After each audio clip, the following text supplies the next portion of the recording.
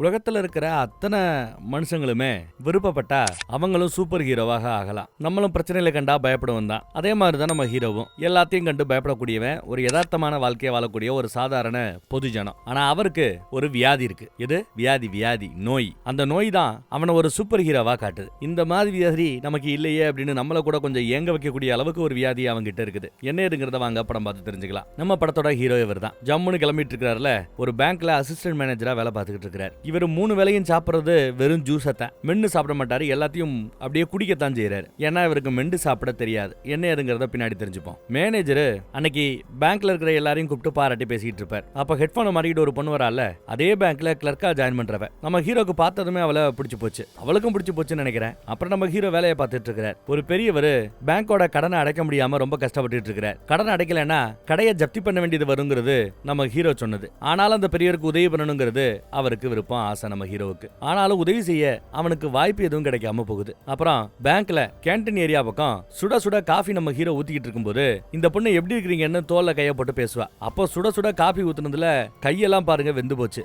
ஐயோன்னு பதறுவா. ஆனா நம்ம பையன் பதறவே இல்ல. சட்டையோட கைப்பகுதியில பட்டன் அவுத்து விட்டுட்டு ஓபன் பண்ணும்போது உள்ள ஏதோ டாட்டூ இருக்கிறாப்ல தெரியும். அதுக்குள்ள அவர் அதெல்லாம் ஒண்ணுமில்லன்னு சொல்லிட்டு விருட்டுன்னு அங்க இருந்து கிளம்பிடுறார். ஏதோ மருந்து போட்டுக்கிறார். அந்த பக்கம் நம்ம ஹீரோயின் வராங்க. உங்களுக்கு ஒண்ணு இல்ல ஷுவர் தானே அப்படின்னு விசாரிக்கிறாங்க. இவனும் ஒண்ணு இல்ல அப்படின்னு சொல்லிட்டு இருக்கான். சரி ஒண்ணு இல்லன்னா இன்னைக்கு டின்னருக்கு வரீங்களான்னு கூப்பிடுவா. இல்ல நான் கொஞ்சம் பிஸியா இருப்பேன் அப்படின்னு சொல்லிடுவான். ஏன்னா அவனுக்கு கொஞ்சம் பதட்டம், ஸ்டார்டிங் ஸ்டபிள். அவளே வந்து கூப்பிடும்போது சரின்னு டேட்டிங்கு போக வேண்டியதானே. அப்புறம் புத்தி வந்து சரி ஓகே நான் வரேன் அப்படின்ட்டா. அப்புறம் ஒரு ஹோட்டலுக்கு 2 பேரும் சாப்பிட போறாங்க. ரொம்ப கியூட்டா பழகுறா, எல்லாருக்கூடயும் ரொம்ப ஃப்ரெண்ட்லியா கலகலப்பா பேசுறா வைக்கிறா. அதெல்லாம் நம்ம ஹீரோவுக்கு பிடிச்சிருக்குது. அப்புறம் வச்சுதான் அவங்கிட்ட அம்மா உன் டீல் என்ன அப்படின்னு விசாரிக்கிறா. என்ன டீல் அப்படிங்கிறா அவன். இல்ல ஆபீஸ்ல பார்த்தா ஒரு மாதிரியாவே இருப்ப, ஹாப்பி ஹவர்ஸுக்கு கெட் டுகெதருக்கெல்லாம் கூப்பிட்டா வரமாட்டேன், எப்பேற்பட்டவன் நீ அப்படின்னு விசாரிக்கிறாங்க ஹீரோயின். யதார்த்தமானவங்கிறாரு அவரு. அப்புறம் அன்னைக்கு சுடுதண்ணி படும்போது நீ பெருசா அழுகவே இல்ல, நான்லாம் கத்தி குமிச்சிருப்பேங்கிறா. நம்ம பைய எனக்கு ஒரு வியாதி இருக்குன்னு அப்பதான் ஆரம்பிக்கிறாங்க. CIPA சிப்பா அப்படின்னு கூப்பிடுவாங்க. இந்த வியாதி இருக்கிறவங்களுக்கு உடல்ல வலியே தெரியாதான். வலிகளை கடத்துறது, மூளைக்கு கடத்துறது நரம்புகள் தான். அந்த நரம்புகள்ல பிரச்சனை. அதனால இவனால கடுமையான குளிரையோ கடுமையான சூட்டையோ உணர முடியாது, வலியோ உணர முடியாது. அவ்வளவு ஏன் சாலிடா இருக்கிற மென்னு சாப்பிடக்கூடிய எந்த ஒரு பொருளையும் நான் சாப்பிட மாட்டேன் தெரியுமா. ஏன்னா அப்படி மென்னு சாப்பிடும்போது தெரியாத்தனமா என் நாக்கையும் கடிச்சு சாப்பிட்டேன்னா, ஏன்னா நாக்க நாம தெரியாத்தனமா பல்லுல நாக்கு கடிபிடும் போது ஹா அப்படின்னு வலிக்குதுல நம்ம அப்படியே துடிப்போம், நாக்க கடிச்சுக்கிட்டேன்னு சொல்லுவோம் இல்லையா. அந்த வலி மட்டும் இல்லைன்னா உலகத்துல பல பேரு அவங்க நாக்க அவங்களே ஏதோ சிக்கன மட்டனை சாப்பிட்றேன்னு நினைச்சுக்கிட்டு கடிச்சு கொதறி சாப்பிட்டுட்டு இருப்பாங்க. இதுதான் அவனுக்கு இருக்கிற பிரச்சனை போல. மென்னு சாப்பிட்டே பல வருஷமாச்சுன்னுவான். பரவாயில்ல, இந்த பையன் மட்டும் நீ கொஞ்சம் சாப்பிட்டு பாரு, ரொம்ப ஃபேமஸ் இந்த ரெஸ்டாரண்ட்ல, டெஃபினட்டா உனக்கு பிடிக்கும், நான் சொல்லி தரேன்னு மெதுவா எடுத்து லைட்டா கொடுத்து அப்படியே சப்பி சாப்பிடு, லைட்டா மென்னாரம்னு சொல்லும்போது அப்படியே டேஸ்ட்ல மறந்து போறான். அவ்வளவு டேஸ்டா இருக்கு, ரொம்ப சந்தோஷமா இருக்கிறான். அப்புறம் நம்ம போய் ராத்திரி ஆனா ஆன்லைன்ல யாரு கூடயாவது சேர்ந்து கேம்ல ஆடுறத நம்ம வயலோட முழு நேர வேலையே. அந்த பேங்க் வேலையை போக மீதி நேரத்துல ஃபுல்லா இந்த வேலையில தான் இருப்பேன். முன்ன பின்ன பார்க்காத கேம்ல எங்கேயோ விளையாண்டுட்டு இருக்கிற ஒருத்தவங்க கூட பேசிக்கிட்டே விளையாண்டுட்டு இருக்கிறான். அப்புறம் விளையாண்டுட்டு இருக்கும்போது கான்சென்ட்ரேஷன் கேம்ல இல்லாததுனால கேம்ல தோத்து போயிட்டான். இவன் எங்கேயோ கூப்பிட்டான்னு சொல்லிட்டு உடனே கிளம்பி ஓடியாராம் பாருங்க. அப்புறம் 2 பேரும் மனசை விட்டு பேசி பழக ஆரம்பிக்கிறாங்க. சின்ன வயசுல நம்ம ஹீரோக்கு ஒரு பேர் உண்டு, நவக்கைன்னு. யாரோ ஒருத்தன் ஓடியாந்து நம்ம ஹீரோவை பார்த்துட்டு, டேய் நவக்கைன் எப்படா இருக்க, நல்லா இருக்கியாடா, என்னடா கேர்ள் ஃப்ரெண்டடா, அதிசயமா இருக்குடா அப்படின்னு ஏதோ பேசிட்டு தட்டி கொடுத்துட்டு போறார். இவர் யாருன்னா நம்ம ஹீரோ கூட சின்ன வயசுல படிச்சவர். நம்ம வயலுக்கு வலியே தெரியாதுங்கிறதுனால சின்ன வயசுல போட்டு குத்துன்னு கும்மாங்குத்து குத்தி இருப்பான். இவனுக்கு வலிக்காது இல்ல, ஆனா ரத்தம் வரும். வலிக்காதுங்கிறதுனாலேயே இவனை போட்டு அடி அடிப்பாயும் போல. இதையெல்லாம் சொல்லி வருத்தப்பட்டு இருக்கும்போது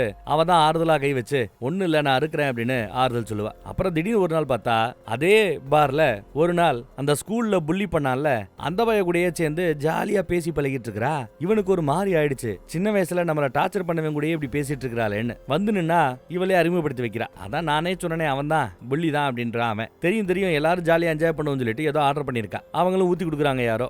அதுல படுகாரமா பெப்பரை கலந்து என்னத்தையோ ஒன்ன கொடுத்து விட்டாங்க போல. அவனுக்கு அப்படின்னு உடம்பு ஃபுல்லா எரியுது, நாக்கெல்லாம் அதிருது. சின்ன வயசுல என் ஆளை டார்ச்சர் பண்ணல அதுக்கு தான் அப்படின்ட்டா. ராத்திரி அவங்க கூட தான் ஸ்டே பண்ண போறேன், போடாங்கொன்னியான்னு சத்தம் போட்டு வர. நம்ம ஆளு சிரிச்சுக்கிட்டே வெளியில ஓடியாந்து, பரவாயில்லங்க நீங்க என் கூட ராத்திரி தங்க போறீங்கிற மேட்டரை கேட்டதுக்கே அவன்லாம் அள்ளு விட்டு போயிருக்கோம், ராத்திரி ஃபுல்லா அவன் தூங்க மாட்டான் பாருங்கன்னு சொல்ல, நான் பொய் சொல்லல நிஜமா தான் சொல்றேன், நான் அவன் வீட்டுக்கு வரேன் அப்படிங்கிறாங்க. சரின்னு நம்ம போய் வீட்டுக்கு கூட்டு போறாங்க. வீட்டுல பார்த்தா ஒரு லைப்ரரியே வச்சிருக்கான், எல்லாம் படிச்ச புத்தகங்கள் தானா. அதுல கூட ஏ டு ஜெட்னு போட்டு ஏதோ நிறைய மெடிசன் சம்பந்தப்பட்ட புத்தகங்களையும் படிச்சிருக்கான். எதுக்குடான்னு கேட்டா திடுதுப்புன்னு இவனுக்கு ஏதாவது ஆச்சுன்னா இவனே இவனுக்கு வைத்தியம் பார்த்துப்பானா. இதை ஒரு சூப்பர் பவர்னு நாம சொல்றோம் இல்லையா, உடம்புல வலி இருக்கிறதே தெரியாது அப்படிங்கிறது ஒரு சூப்பர் பவர் நம்ம சொல்றோம். ஆனா பிரச்சனை எங்க வருது தெரியுமா, சில சமயம் நம்ம தெரியாதனமா ஒரு ஆணி ஏணியில மிதிச்சிட்டோம் வைங்க, ஆணி உள்ள குத்தி ரத்தப்போக்கு ஏற்பட்டிருக்கும். அது தெரியாம ஷூவை போட்டுக்கிட்டு நாம தெரிஞ்சுக்கிட்டே இருப்போம். திடீர்னு பார்த்தா ராத்திரி ஷூவை கலட்டும் போது உள்ள ஃபுல்லா ரத்தமா இருக்கும். காலையே வெட்டி எடுக்கிற ரேஞ்சுக்கு செப்டிக் ஆகி போயிடும். இதெல்லாம் இந்த வியாதி இருக்கிறதுனால இருக்கக்கூடிய பலவீனம். சோ எங்கேயாவது வலி தெரிஞ்சு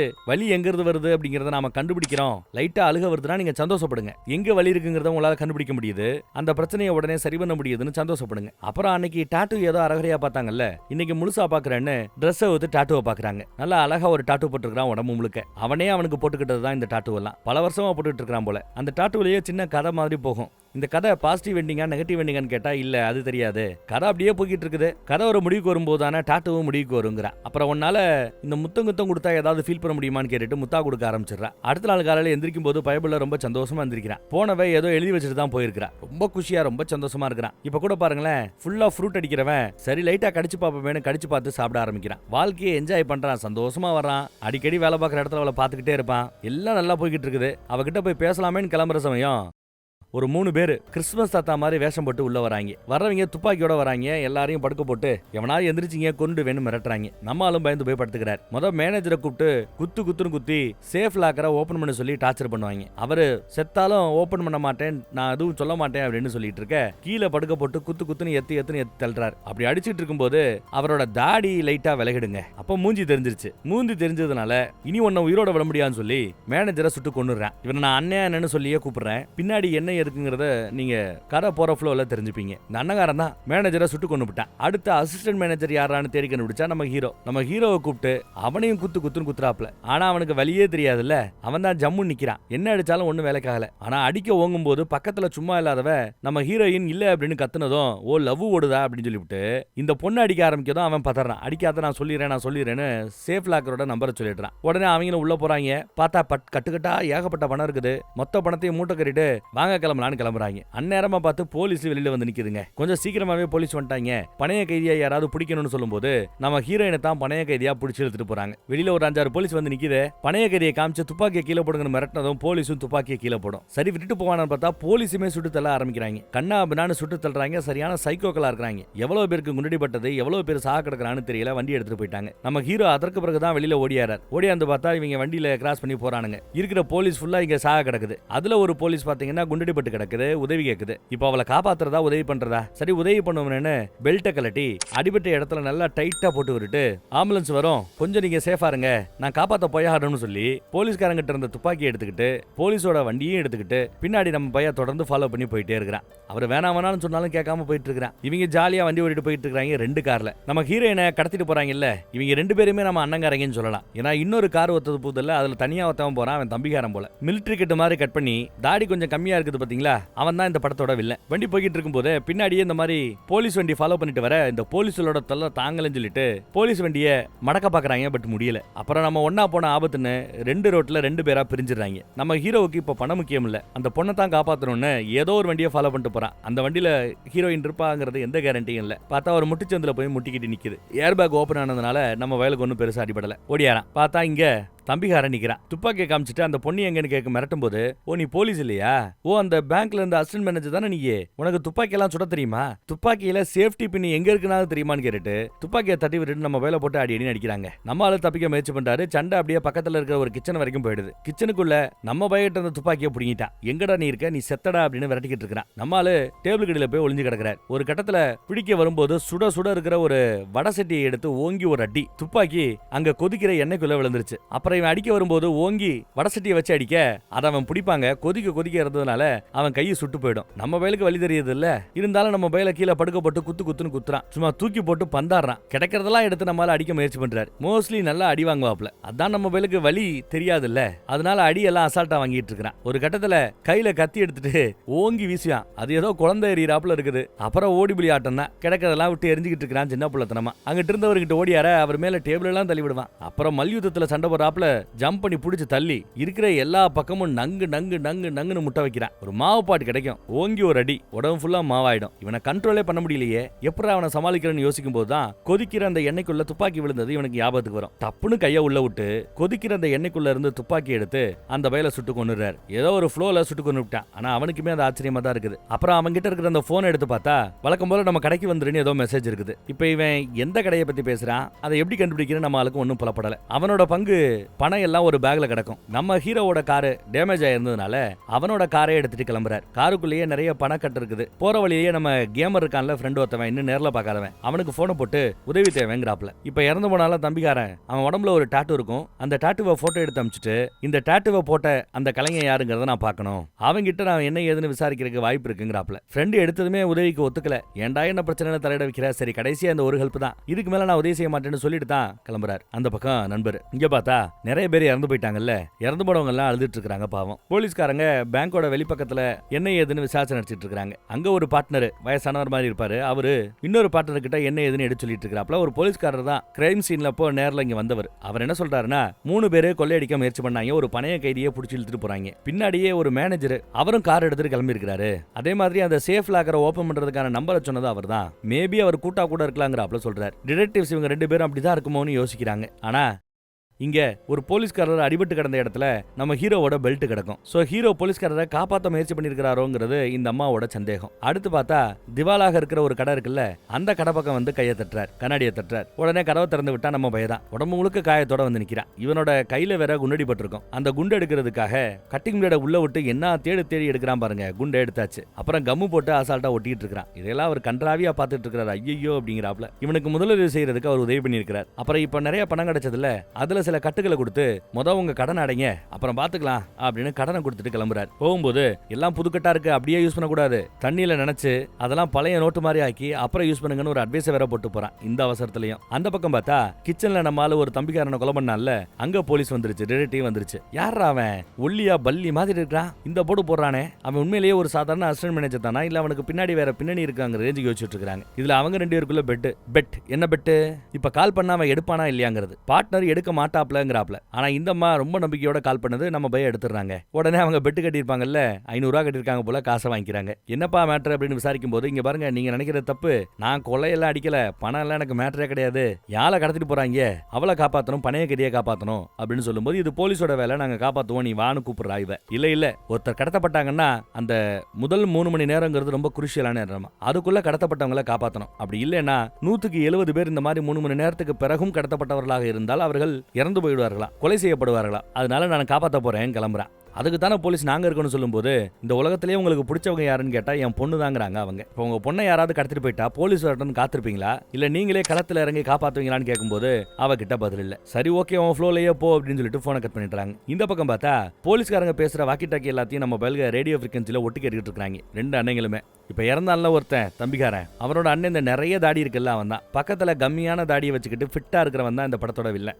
அவனும் ஒரு வகையில் அண்ணன் தான். யாருக்கு என்னங்கிறத பின்னாடி பார்ப்போம். உன் தம்பிக்கு என்னாச்சோ ஏதாச்சோன்னு அதுக்கு பத்தி டிஸ்கஷன் போகுது. எப்படி இந்த இடத்துக்கு வந்துருவான், கொஞ்ச நேரம் பொறுமையாரு அமைதியாருன்னு அட்வைஸ் போட்டுட்டு இருக்கிறாப்ல. இல்ல நான் வீட்டுக்கு போய் பார்க்க போறேங்கிறாப்ல, அண்ணங்காரன் சேட்டை பண்ணிட்டு இருக்கான். அப்பதான் அந்த பக்கத்துல நம்ம ஹீரோயினை பார்த்துட்டு இவளை என்ன பண்ணலான்னு பேசும்போதுதான் அவ அசால்ட்டா பயப்படாம அவங்கிட்ட வில்லங்கிட்ட பேசுறத வச்சு பார்க்கும்போது, அவங்க பேசுற டயலாக்ஸை வச்சு பார்க்கும்போது வில்லனோட கூட பிறந்த தங்கச்சி தான் இவங்கிற அந்த உண்மை தெரிய வருது. எஸ், தங்கச்சியா, வில்லன் அண்ணனா. அந்த பேங்க்ல கொள்ளடிக்க போறதுக்கு முன்னாடி கொள்ளடிக்க போற இடத்துல இவளை வேலைக்கு அனுப்புறது அவனோட ஸ்டைல். ஆனா அவ பேசுறது வைக்கிறதுல வச்சு பார்த்தா ஏன்டா அங்க இருந்து ஆட்களை தேவையில்லாம கொன்ன, ஏன்டா சுட்டு கொன்ன அப்படின்னு இவ பொங்குறா. எந்த கொலையும் எந்த உயிரிழப்பு ஏற்படாம பண்ணணும் அப்படின்றதான் அவளோட நோக்கம். வற்புறுத்தி தான் அவன் இந்த வேலையை வாங்கிட்டு இருக்கான் போல. அதெல்லாம் பேப்பறதுக்கு ஒண்ணும் இல்ல, இப்ப கொஞ்ச நேரத்துல பணம் கிடைச்சிரும், பணம் ஆல்ரெடி கிடைச்சிருச்சு, இன்னும் ஒரு பங்கு பணம் வர வேண்டி இருக்குது, எல்லாம் வந்துருச்சுன்னா நாம ஒரு போட்ல ஏறி மெக்சிகோக்கு போறோம், செட்டில் ஆக போறோம், நம்ம வாழ்க்கையே எல்லாம் அப்படியே மாறப்போகுது, நம்ம கோடீஸ்வரர் ஆக போறோம்னு கனவுல பேசிட்டு இருக்கிறான் அண்ணங்காரன் வில்ல. இந்த பக்கம் பார்த்தா நம்ம ஹீரோ ஃப்ரெண்டோட உதவினால, அந்த கேமர் ஃப்ரெண்ட் இருக்கான்ல, அவனோட உதவினால அந்த டாட்டுவை போட்ட கலைஞர் யாருங்கிறத கண்டுபிடிச்சாச்சு.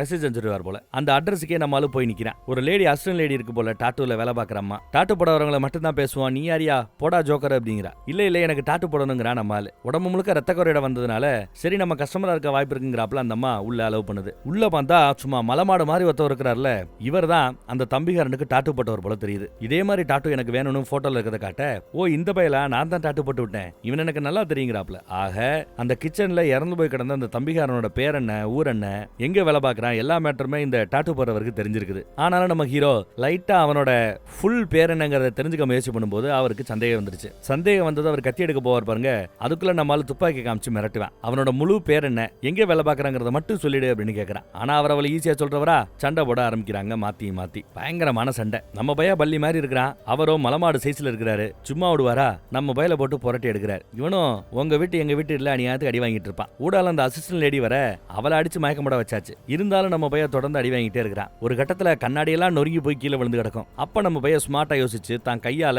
நங்கு நங்கு நங்குன்னு அந்த பிங்காங்கல திரும்ப திரும்ப உடைக்கிறான், அடிச்சு நொறுக்கிறான். அப்ப என்ன ஆகுன்னா அவன் கையில ஃபுல்லா பிங்காங்கல் கண்ணா அப்படின்னு ஒட்டி கிடக்குது. ஏன்டா அப்படி பண்ற லூசாடா நீன்னு டாட்டு போறவர் கேட்டா, அப்படி பீங்காங் குத்துன அந்த கைய வச்சு ஓங்கி அவனோட கண்ணுக்கு ரெண்டுக்கு மேல அடிப்பான் பாருங்க. பீங்கானெல்லாம் அவன் கண்ணுல குத்திக்கிட்டு ஐயோ கண்ணு போச்சே அப்படின்னு அழுதுட்டு இருக்கிறான். இப்பயாவது சொல்றான்னு கேட்டா அப்பயும் சொல்ல மாட்டேன்னு கெட்ட வார்த்தையில திட்டிட்டு இருக்கிறார். இந்த டாட்டு போடுற மிஷின் எடுத்து அவன் கழுத்துலயே கண்ணா அப்படின்னு கீறி சொல்லுன்னு டார்ச்சர் பண்றாரு. அப்பயும் கேட்க மாட்டாப்ல. கண்ணை நோண்டிடுவேன்னு மிரட்டின பிறகுதான் அந்த இறந்து போய் கிடக்கிற தம்பிகாரனோட முழு பேர் என்ன, அவன் எங்க வேலை பார்க்கறாங்கிற மேட்டர் எல்லாத்தையும் சொல்றாரு. எல்லாத்தையும் நோட் பண்ணிக்கிட்டாச்சு. இறந்து போனவரோட வீட்டு அட்ரஸ் இப்ப நம்ம ஆளுக்கு தெரியும். அதுவும் எப்படி கண்டுபிடிக்கிறான்னு பாருங்க. பேங்க்ல வேலை பார்த்தவன் தானே, ஏதோ ஒரு இன்சூரன்ஸ் கம்பெனிக்கு கால் பண்ணி இன்னாரோட கிரெடிட் கார்டு அந்த கிரெடிட் ஸ்கோர்னு சொல்லுவாங்க, லோன் அப்ளை பண்ணிருக்காப்ல, கிரெடிட் ஸ்கோர் டீடைல்ஸ் நான் சொல்லணும் தெரிஞ்சுக்கணும். அவன் ப்ரீவியஸா எந்த பேங்க்ல வேலை பார்த்தாரு, இல்ல எந்த கம்பெனில வேலை பார்த்தாரு, அவருக்கு கடன் இருக்கிறதா, கடன் எல்லாம் ஒழுங்கா திரும்ப அடைச்சாரா, அவரோட கரண்ட் வீட்டு அட்ரஸ் என்னது, அந்த வீடு அவருக்கு சொந்தமான வீடா வாடகை வீடா, இப்படி ஒரு பேங்க்காரன் கேட்கறாப்லயே கேட்டு எல்லா மேட்டரையும் தெரிஞ்சுக்கிட்டாரு.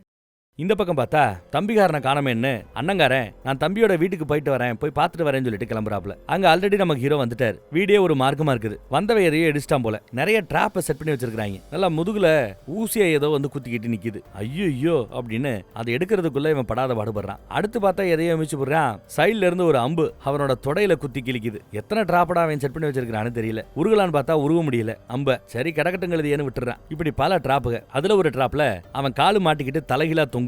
அடப்பாவமே இப்படி மாட்டிக்கிட்டானே. இப்ப நம்ம கேமர் ஃப்ரெண்டுக்கு காலை போட்டு மச்சான் அந்த மாதிரி தலைகீழா தொங்க விட்டாங்க, ஆனாலும் ஒன்னும் ஆபத்துல வந்து காப்பாத்துறான்னு கெஞ்சி கூத்தாடுறான். சரி வந்து தொலைறேன்னு கேமர் நண்பர் இங்க வரப்போறார் போல தெரியுது. 5 நிமிஷம் டைமிங் எல்லாம் செட் பண்ணிட்டான். அதுக்குள்ள பார்த்தா அண்ணங்கார வீட்டுக்கு வந்துட்டாங்க தம்பியை தேடி. தம்பி இல்ல, ஆனா தம்பியை கொன்னவன் இங்க தலைகீழா தொங்கிக்கிட்டு இருக்கிறான். அதே சமயம் அந்த பக்கம் வில்லியம் போனை போட்டு வாக்கி டாக்கில பேசிட்டு இருந்தாங்க. ஏதோ அசிஸ்டன்ட் மேனேஜரா பல்லி மாதிரி இருப்பான், அவன் தம்பியை கொண்டு விட்டானமே அப்படின்னு மேட்டரை சொன்னதும் இவருக்கு பயங்கர கோவம். தொங்கிக்கிட்டு இருந்தவனை கீழே ஒரு சேர்ல உட்கார வச்சு என் தம்பியவே கொண்டிருக்கல, உன்னை எவ்வளவு கோரமா சித்திரவதை பண்ண போறேன் பாரு அப்படின்னு வராரு. நம்ம பய இன்னும் கொஞ்சம் நேரத்துல ஃப்ரெண்டு வந்துருவானே, ஃப்ரெண்டு வரதுக்கான நேரத்தையே பார்த்துட்டு இருக்கிறாப்ல. கண்ட மணிக்க குத்தி அவனை சித்திரவதை பண்றதா நினைக்கிறார். நம்ம பயிலும் வலிக்குதுங்கிறாப்ல சீனை போட்டுக்கிட்டு இருக்கிறான். ஆனா நிஜத்துல நம்ம பயிலுக்கு வலிக்கவே இல்லை. அடுத்து ஒரு கட்டிங் பிளேட் எடுத்துட்டு வந்து நகத்தை கிழிக்க போறாங்க போல, புடுங்க போறான் போல. ஐயோ நீ இப்படி போற போக்க பார்த்தா பொறுமையா என்னோட நகத்தை எல்லாம் கிழிச்சு சித்திரவதை பண்ணுவ போலயே, அச்சோன்னு எடுத்து கொடுக்குறானா. வேணா பொறுமையா நகத்தை கிளிடா அப்படின்னு. அப்பயும் அவனுக்கு வலிக்க போறது இல்ல. ஒவ்வொரு நகமா புடுங்கும் போது ஆ அப்படின்னு கத்துவேன். அவருக்கே டவுட்டா இருக்குது உண்மையிலேயே இவனுக்கு வலிக்குதா என்னன்னு. அதுக்குள்ள போன் கால் வருது, சீக்கிரம் முடிச்சுட்டு வா கிளம்பணும்னு. சரின்னு உடனே கத்தி எடுத்துட்டார். இந்த தடவை உன்னோட 2 கண்ணையும் நோண்டி எடுத்துட்டு நான் கிளம்ப போறேன், உன் கண்கள் 2 என்கிட்டயே இருக்கணும் அப்படிங்கிறாப்ல பேசுறான். அப்படியே பக்கத்துல வந்து கண்ணுக்குள்ள கத்தியை விட்டு ஆட்ட போறவன் பாருங்க. அந்த கேப்ல சாகும்போது உன் தம்பி என்ன தெரியுமா சொன்னேன் அப்படின்னு சில பல உருட்டுக்களை உருட்டுறார். அதுல வேற சின்ன வயசுல அப்பா அம்மா 2 பேருக்கும் ஒன்னதான் ரொம்ப பிடிக்குமாமே அப்படி இப்படின்னு ஏதோ ஃப்ளோல சொல்லுவேன். ஆனா தனக்கு அப்பாவே இல்ல, எங்களை வளர்த்ததெல்லாம் அம்மா தான், நீ உருட்டுறேன்னு எனக்கு தெரிஞ்சு போச்சுன்னு குத்த போகும்போது பின்னாடி இருந்து அந்த கேமர் நண்பர் ஓங்கி ஒரு அடி, ஆளு மட்டையாயிட்டார். யாரா அது ஹெல்மெட் தலையன்னு பார்த்தா அட நம்ம ஆளு, இவர் தான் அந்த கேமர் ஃப்ரெண்டா. கட்டா ஒத்து விட்டார். நண்பனை பார்த்ததுல நம்ம ஆளுக்கு சந்தோஷம். இது பாக்குறதுக்கு ராக்கு மாதிரி இருப்பேன்லாம் நம்ம பைய சும்மா போய் சொல்லிருப்பான் போல. ஒரு சாயல்ல இருப்பேன்னு சொன்னேன், என்ன ஒரு சாயல்ல பார்த்தேன்னா ராக்கு ஃபேஸ் தெரியும் உனக்கு அப்படிங்கிறாப்ல. அந்த கட்டி பிடிக்கும் போது பின்னாடி இருந்து பாக்குறதுக்கு ராக்கோட மூஞ்சி மாதிரியே தான் தெரியும் நமக்கு. நஞ்சந்தான் போல. டேய் உயிரோட இருந்து தொலைடா, போலீஸ்க்கு என்ன ஏதுங்கிறத நம்ம சொல்லணும்டா அப்படின்னு பேசிட்டு இருக்கும் போதே துப்பாக்கியை வச்சு ஓங்கி ஒரு இடி. அடுத்து நம்ம ஃப்ரெண்டு எல்லாத்தையும் இடிக்க வரதுக்குள்ள நம்மால உப்பு மூட்டை மாதிரி ஏறிக்கிட்டான். ஏதாவது கிடைக்கும் எடு அப்படின்னு சொன்னதும் கேமர் நண்பர் தேடிக்கிட்டு இருக்கிறா ஏதாவது கிடைக்குமான்னு. ஒரு கத்தி கிடைக்கும். அந்த கத்தி எடுத்து தூக்கி வீசும்போது நம்ம போய் பிடிக்கிறேன்னு கையை விட்டா கையில உள்ளங்கையில குத்திக்கிட்டு நிக்குது. அப்பயும் வழி தெரியாதுல, அதை வச்சு அவனோட காலில் ஓங்கி ஒரு குத்து. அவன் கத்தியை பிடிங்கிட்டான். அந்த கத்தி எடுத்து இவனை கொல்ல பார்க்க சமயம் ஒரு ஸ்ப்ரே கிடைக்கும். அந்த ஸ்ப்ரேயை விட்டுட்டு கண்ணா பின்னான்னு அடிச்சு தள்ளிக்கிட்டு வராரு. நல்லா மூஞ்சி ஃபுல்லா அப்படியே காந்துகிட்டு இருக்குது அவனுக்கு. அதே சமயம் ஏதோ ஒரு டிராப்பை மிதிக்க சுத்தியல் தலையில வந்து அடிக்கும். ஹெல்மெட் போட்டு இருந்ததுனால நல்ல வேலை எஸ்கேப். மயங்கி தான் விழுந்திருக்கான். பெருசா அடி இல்ல. அப்புறம் அண்ணங்காரன் அடிக்கிறதுக்கு வரும்போது நம்ம ஹீரோ அப்படி தவந்து பின்னாடி போவான் பாருங்க. ஏதோ ஒரு டிராப்பை அமுக்கிட்டான் போல. சீலிங் ஓபன் ஆகி கல்லு மேல வந்து விழுகுது. அடப்பாமே. அப்புறம் நம்ம பையில புரட்டி போட்டு அடின்னு அடிச்சு கொல்ல பாக்குற சமயம் கால்ல குத்திக்கிட்டு இருக்குதுல, அந்த அம்பெடுத்து ஓங்கி ஒரு இறக்கு. கழுத்துல இந்த பக்கம் சொருகி அந்த பக்கம் இவன் கால் வழியா வெளியில வரும். சோ அண்ணங்காரனையும் போட்டு தெளியாச்சு. என்னை காப்பாத்துறதுக்காக வந்திருக்கல, ரொம்பவே தேங்க்ஸ்னு கேமர் ஃப்ரெண்டு கிட்ட தேங்க்ஸ் எல்லாம் சொல்றாப்ல. முதல் தடவை நேரில் பாக்குறதே இப்பதான், பல வருஷமா. ஆனா கேம் விளாடும் போதே பேசிட்டே இருப்பாங்க போல. நம்ம பைலுக்கு வேண்டிய முதலுதவி எல்லாம் செஞ்சுட்டு இருக்கும்போது போலீஸ்காரங்க டிடெக்டிவ்ஸ் எல்லாம் வெளியில வந்து சரணடைஞ்சிருங்க அப்படின்னு அனௌன்ஸ்மெண்ட் கொடுத்துட்டு இருக்காங்க. அதே சமயம் அங்க இருக்கிற கார் எடுத்துட்டு யாரோ ஓடிட்டு போக, சாரி ஸ்கூட்டியா என்னது, அதை எடுத்துட்டு ஓடிட்டு போக பின்னாடியே போலீஸ் விரட்டிக்கிட்டே வருது. இங்க வந்து பிடிக்கும் போது தான் தெரியும் அது நண்பர்ன்ட்டு. ஹீரோ அங்க இருந்து எஸ்கேப் ஆயிட்டார். சரி, இவனை பல வருஷம் ஜெயில போட வேண்டியதான மிரட்டினதும் இல்ல நான் உண்மையை சொல்லிடுறேன்னு இவனுக்கு தெரிஞ்ச வரைக்கும் எல்லா உண்மையும் சொல்றாங்க. அது மட்டும் இல்லாம அடுத்து நம்ம ஹீரோ எங்க போக போறாருங்கிற உண்மையும் சொல்றான். ஏன்னா தம்பிகாரன் எங்க வேலை பார்க்குற இடத்த தெரிஞ்சுக்கிட்டாங்க.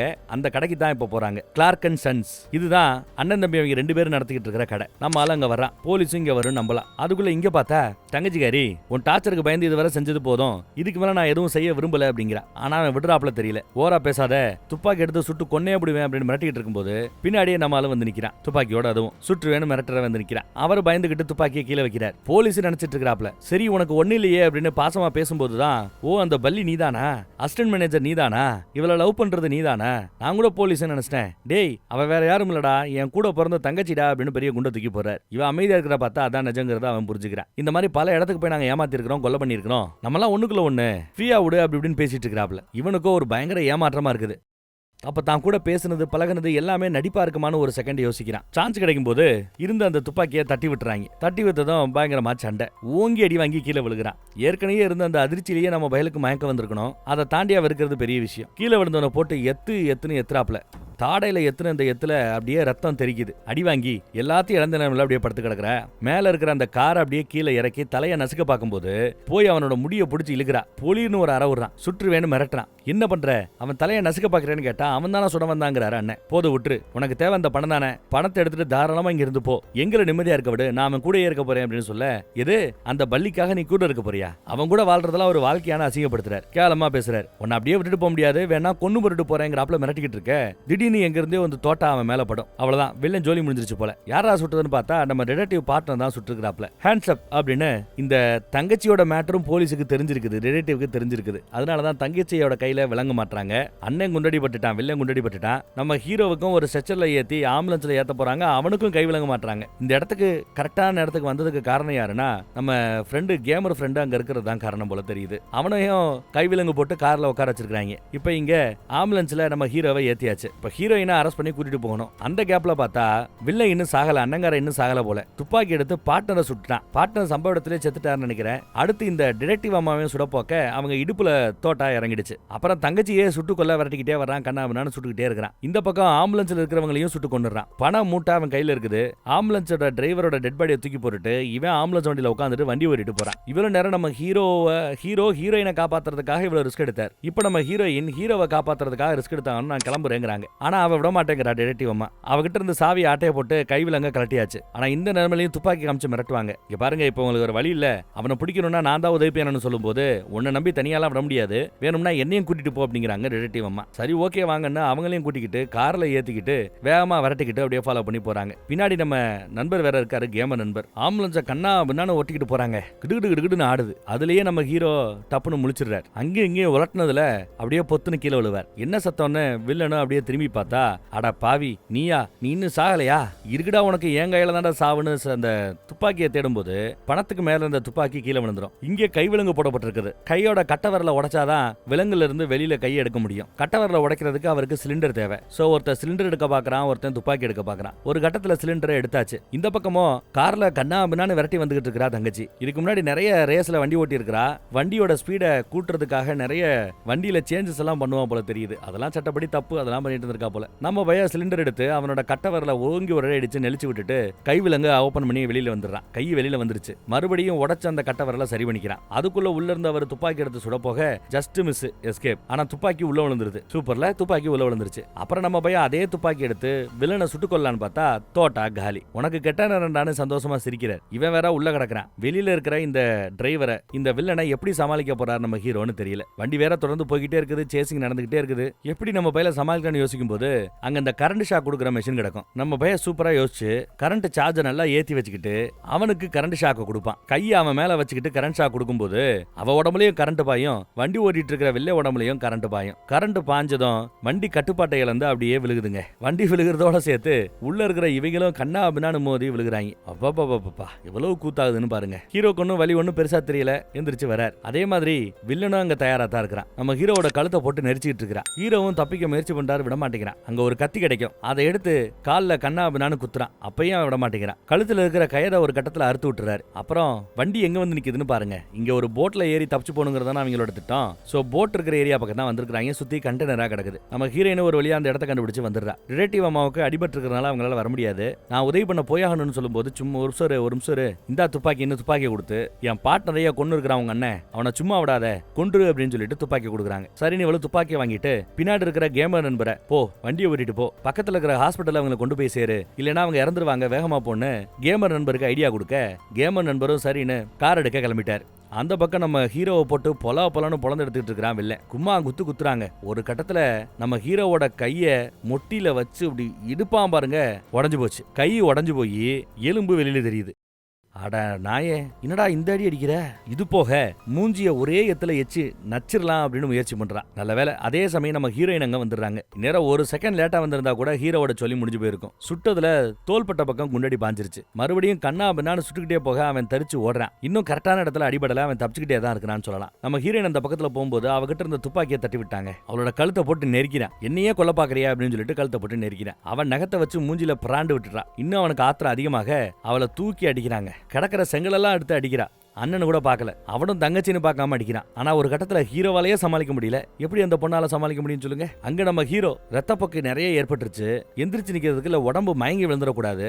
அங்க சில மருந்து கிடக்கும். அந்த மருந்து எடுத்து உடம்புல குத்திப்பான். கருவிலேயே பெருசாகிற ரேஞ்சுக்கு அது ஒரு புத்துணர்ச்சியை கொடுக்கும். அதை குத்திட்டு உருட்டுன்னு வரவன் இந்தாடா வாங்கிக்கடான்னு எந்த கை உடஞ்சதோ அதே கையை வச்சு அவன் வாய்க்குள்ள ஓங்கி ஒரு இறக்கு. கை உடஞ்சி எலும்பு வெளியில தெரிஞ்சதுல அந்த எலும்பாலேயே குத்தி கொண்டு போட்டான். ஹீரோயினை காப்பாத்திட்டு அவனும் மயங்கி விழுந்துட்டாங்க.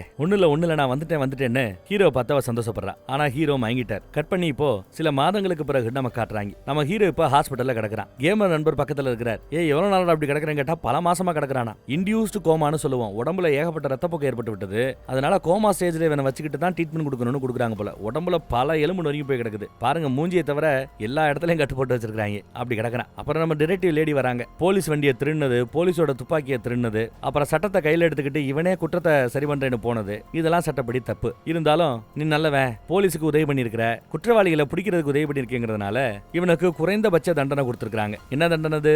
6 மாசம் வீட்லயே ஹவுஸ் அரெஸ்ட்ல இருக்கணுமா. நம்ம பயலுக்கு உடம்புல இருக்கிற எலும்பு கிளும்பெல்லாம் சரியாறதுக்கே 1 வருஷம் ஆகும். சோ வீட்டுல ட்ரீட்மெண்ட் எடுத்தாலே அது குற்றக்கணக்கு ஆயிடுது. தண்டனையும் முடிஞ்சு போயிடும். ஜம்முன்னு கிளம்பி வருவான். அப்புறம் இந்த அம்மாவோட பொண்ணு நீ சீக்கிரம் குணமாகணும்னு ஒரு டிராயிங் வரைஞ்சு கொடுத்துருக்கான்னு அந்த காடையே வச்சுட்டு ரொம்ப சந்தோஷமா இருக்குங்கிறாங்க. நம்மால யாரு எப்படி இருக்கிறா அப்படின்னு விசாரிக்க நல்லா இருக்கிறா, கூடிய சீக்கிரம் நீ அவளை பார்க்க போவேன் அப்படின்னு அவங்க வார்த்தை சொல்லிட்டு கிளம்புறாங்க. அப்புறம் இன்னும் சில பல மாதங்கள் ஓடிடுது. நம்ம ஆளெல்லாம் நல்லா குணமாயிட்டாங்க. கேம் விளையாடிட்டு இருக்கிறா நம்ம கேமர் நண்பரோட. இன்னைக்கு வியாழக்கிழமை இல்ல, எனக்கு ஆளோட டேட் இருக்கு. ஹலோ கேட்கல ஒண்ணு கேட்கலன்னு ஃப்ரெண்டை கழட்டி விட்டு அஸ் யூஷுவல் காதலியா பாக்குறதுக்காக கிளம்பி வர்றான். எங்க இருக்கிறா காதலி? ஜெயில கிடக்குறா. ஜெயில அவளுக்கு பிடிச்ச அந்த பையன் வாங்கிட்டு வந்திருக்கான். அப்புறம் நான் டாட்டுவை கம்ப்ளீட் பண்ணிட்டேன்னு டாட்டுவை காட்டுறாங்க. டாட்டுல இவள் அப்படியே அழகா தத்ரூபமா நெஞ்சில அப்படியே வரைஞ்சு வச்சிருக்கான். அவளுக்கு ரொம்ப சந்தோஷமா இருக்குது. இவளுக்கு இப்போ சில பல தண்டனைகள் முடிஞ்சிருச்சு. இன்னும் ஒரு 11 மாசம் பாக்கி இருக்குது. அந்த 11 மாசம் ஜெயில் தண்டனை முடிஞ்சிருச்சுன்னா இவளும் வெளியில வந்துடுவா போல தெரியுது. அந்த நாளை எண்ணிக்கிட்டு இருக்கிறான் நம்ம பையன். இவ வெளியில வர 2 பேரும் ரொம்ப சந்தோஷமா இருப்பாங்கன்னு நம்பலாம். அதோட இந்த படமும் இந்த இடத்துல முடியுது. நல்லா இருந்ததுல. வேற ஒரு சிறப்பான தரமான படத்தோட மறுபடியும் சந்திப்போம். அதுவரை எப்பவும் போல காத்துருங்க. நம்ம வாட்ஸ்அப் குரூப்போட லிங்க் கீழே டிஸ்கிரிப்ஷன்ல கொடுத்துருக்கேன். நான் அங்க பேசும்போது கூட